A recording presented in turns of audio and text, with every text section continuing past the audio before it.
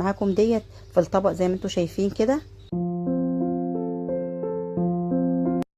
وبعد كده هنزل عليها بكمية البصل والفلفل اللي انا فرمته من شوية دوت.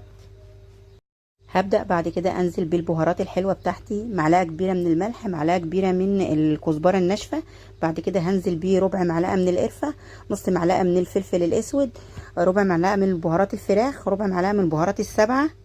بعد كده هنزل عليها بربع كوباية من الخل الابيض.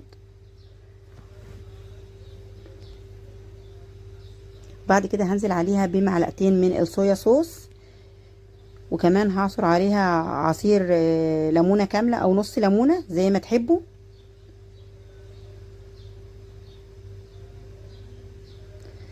وبعد كده هضيف عليها معلقة صغيرة من البيكنج باودر، ده هيديها هشاشة وتكون مفرغة معاكم وجميلة يا جماعة، وكمان هتكون كده مفرغة من جوه وجميلة.